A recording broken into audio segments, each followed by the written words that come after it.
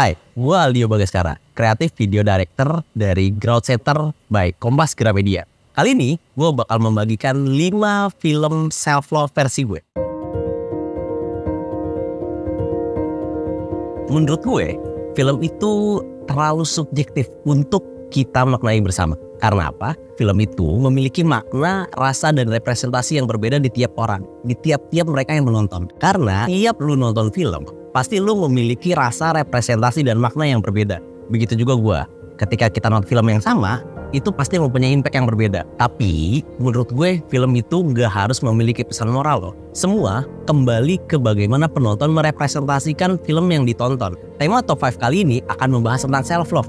Nah, bagi kalian nih yang belum paham apa itu self-love, kalian bisa cek video-video dari kita sebelumnya ya. 5 film yang bakal gue share ke kalian ini adalah film yang dimana gue ngerasa gue self-love ketika menonton film ini. Film yang mungkin tidak sama sekali mencerminkan isu self-love, tetap bisa menjadikan kita merasa self-love loh. Karena balik lagi ke poin yang di awal, bahwa film itu terlalu subjektif untuk kita maknai bersama, kita rasakan bersama, dan kita representasikan bersama.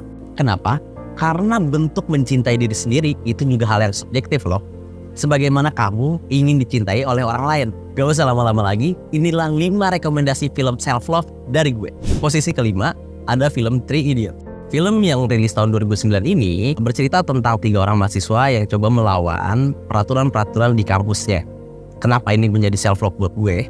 Karena bagi orang yang tidak percaya diri seperti gue, ada satu kalimat di dalam film ini yang terus terngiang. Fun fact-nya, kalimat ini pernah menjadi wallpaper handphone gue lumayan lama. Kalimatnya apa?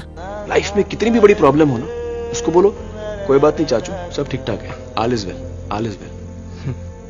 All is well ini kata yang selalu terucap ketika kita merasa ragu tentang apa yang menjadi pilihan kita. Itu juga bisa lo lakukan ketika lo merasa sedang tidak percaya diri. All is well. Yang keempat, ada film berjudul Her. Film yang rilis tahun 2014 ini bercerita tentang sosok pria yang baru saja putus dari hubungan asmaranya. Lalu dia mencari cara bagaimana dia bisa tetap menjalani hidup. Nah, ini yang unik di sini. Pada film ini, sosok pria ini akhirnya menemukan cinta barunya dengan AI. Menurut gue, rasa untuk mencintai diri sendiri caranya beda-beda, termasuk dalam film ini. Sama kayak yang gue sampaikan di awal, rasa mencintai diri sendiri itu punya caranya masing-masing.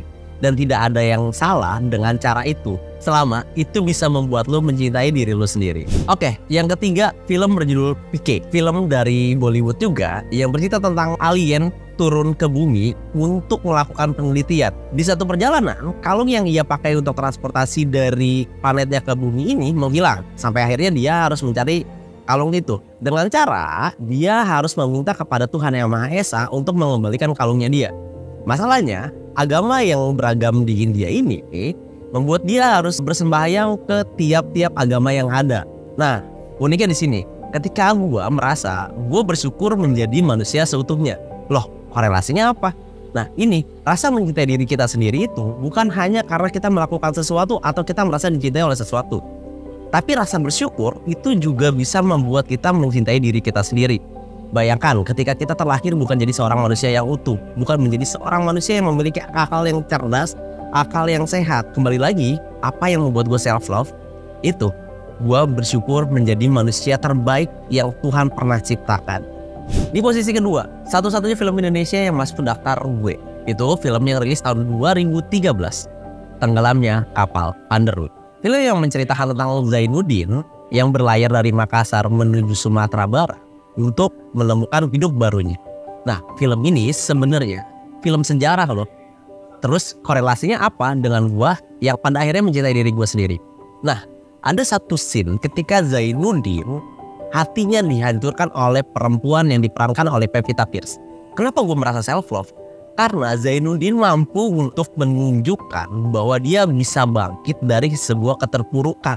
Kita bisa saja menjadi manusia yang lebih baik karena masalah yang kita hadapi loh. Nah, itu yang membuat gue yakin ketika masalah-masalah yang gue hadapi sekarang atau hidup gue nantinya itu bisa saja menjadi titik balik gue untuk bangkit lebih baik.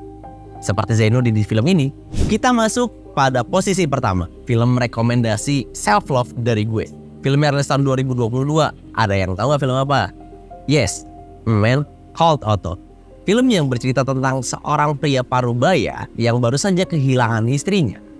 dan dia mencari arti hidup yang sesungguhnya setelah meninggal istrinya. Karena dia tidak menemukan kehidupan dia setelah kehilangan istrinya. Tapi orang-orang yang ada sekitarnya menyadarkan dia bahwa Otto adalah orang yang cukup berarti dengan apa yang tidak dia lakukan sama sekali. Bingung kan? Nah, disinilah poinnya. Mungkin saja kita merasa satu ketika kita tidak berarti bagi orang lain. Mungkin saja kita merasa kita tidak berguna bagi banyak orang. Tapi itu hanya perkiraan dari kita. Kita butuh perspektif yang lebih luas lagi. Mungkin saja orang-orang di sekitar kita merasa beruntung dengan hadirnya diri kita di lingkungan mereka. Terkadang mencintai diri sendiri itu tidak perlu kita yang menyadari, tapi mungkin ada orang lain yang akan menyadarkan kalian untuk lebih mencintai diri kalian sendiri. Itulah top 5 self-love movie recommendation dari Aldio Bagaskara. Pasti kalian punya pandangan kalian sendiri kan? Nah, gue mau tahu apa aja sih menurut kalian film yang bisa membuat kalian lebih self-love? Tulis di kolom komentar ya. Sampai jumpa di video selanjutnya.